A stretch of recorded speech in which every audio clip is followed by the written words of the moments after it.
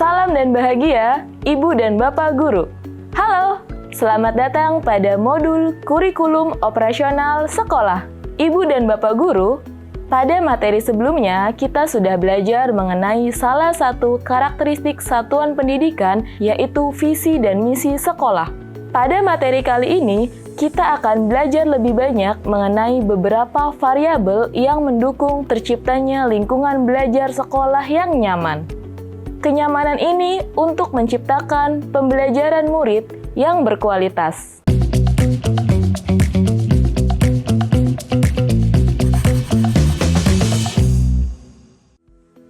Bu Polin, apa kabar? Halo Pak, baru selesai kelas Pak. Bagaimana tadi kelasnya? Itu si Asep tidak hadir di kelas kimia. Dia memang tidak masuk sekolah ya Bu? Loh, sebelumnya dia hadir di kelas ekonomi loh Pak. Kalau begitu, nanti saya skor saja ya Bu, biar jera dan tidak mengulangi.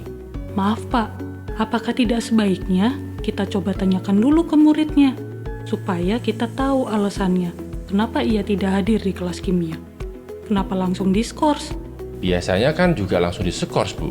Tapi kok saya jadi khawatir itu tidak akan membuat jera ya Pak? Mungkin saja Asep punya permasalahan yang perlu kita bantu. Untuk menumbuhkan tanggung jawab sesuai dengan visi sekolah, murid kita sangat perlu dibantu Pak. Oh begitu Bu, saya jadi ingat lagi nilai menghormati dan tanggung jawab milik sekolah kita. Tetapi kan menumbuhkan tanggung jawab bisa melalui efek jera Bu. Kalau ia menyesal, ia tidak akan mengulanginya lagi. Menurut saya belum tentu Pak. Bisa saja loh, murid setelah dihukum akan mengulangi kesalahannya, bahkan lebih lihai. Bagaimana kalau kita ubah sistem hukuman ini? Daripada kita menghukum murid, mari kita tumbuhkan motivasi dan tanggung jawabnya melalui lingkungan belajar yang positif. Kadang-kadang saya jadi pesimis Bu. Tapi jadi ingat ada murid yang malah lebih lihai dalam berbuat kesalahan. Nah, murid malah bisa menjadi lebih lihai ya. Kalau kita lihat lagi, memang banyak guru yang melakukan skorsing, tetapi pelanggaran tidak menurun. Dengan hukuman, tidak menjamin murid memiliki kesadaran diri dan bertanggung jawab terhadap kegiatan belajar. Iya nih, jadi bagaimana Bu? Kadang-kadang, saya juga berpikir pesimis seperti Pak Yori. Tetapi saya merenung lagi, apakah hukuman yang keras itu efektif? Saya mengubah pandangan saya dan mencoba menciptakan lingkungan belajar menyenangkan. Saya meyakinkan diri bahwa pada dasarnya murid itu berniat baik, hanya terkadang mereka mengalami kendala atau permasalahan. Peran kita adalah membantu mereka mengatasi kendala dan permasalahan tersebut. Begitu ya Bu. Perlakuan dan persepsi kita terhadap murid penting ya. Seperti ini dulu yang harus saya ubah untuk membantu menciptakan lingkungan belajar yang nyaman. Kira-kira apa lagi ya Bu faktor yang mempengaruhi? Kalau dari pengalaman saya, keterlibatan semua pihak itu penting, Pak. Dalam artian, kita mengikut sertakan semua warga sekolah dalam setiap kegiatan. Lalu, ada faktor budaya sekolah yang perlu kita perhatikan dalam membangun lingkungan yang nyaman. Budaya sekolah bagaimana maksudnya Bu? Budaya sekolah itu merupakan pola asumsi-asumsi dasar, nilai, norma, dan keyakinan yang dipegang bersama oleh seluruh warga sekolah. Jadi, seperti tadi bertanggung jawab dan saling menghormati. Itu adalah nilai dari budaya sekolah kita, Pak.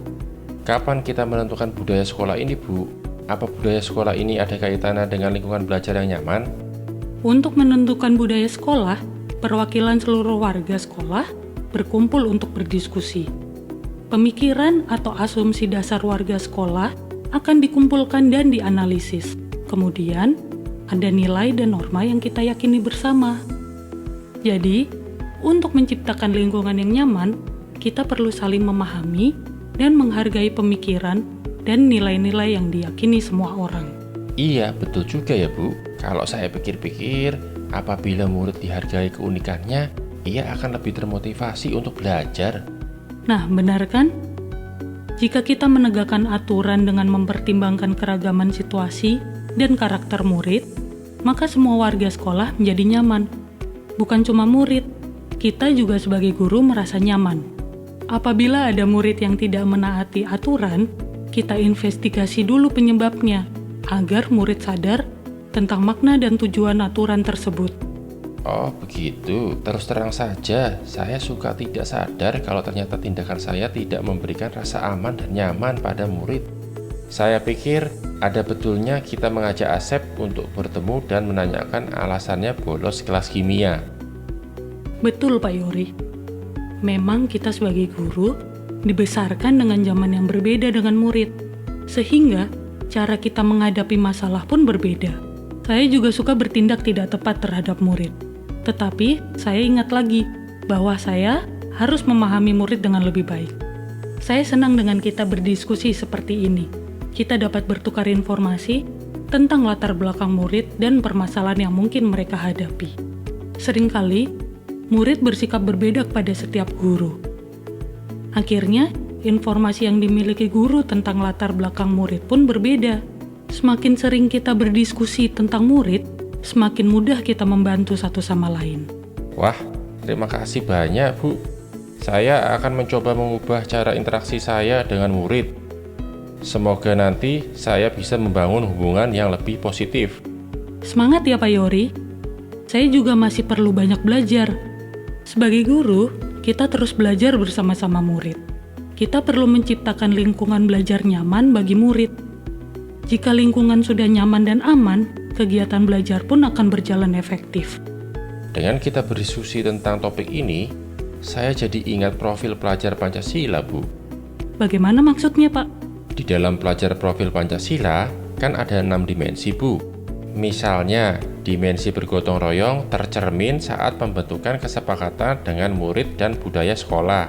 Dengan kita mempunyai nilai dan norma, saya rasa ini termasuk cerminan dimensi beriman, bertakwa kepada Tuhan Yang Maha Esa dan berakhlak mulia.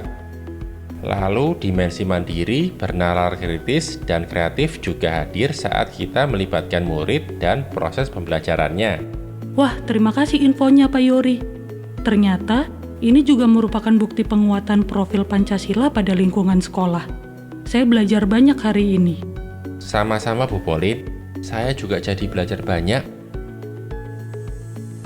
Ibu dan Bapak Guru, kita belajar banyak dari Bu Polin dan Pak Yori hari ini.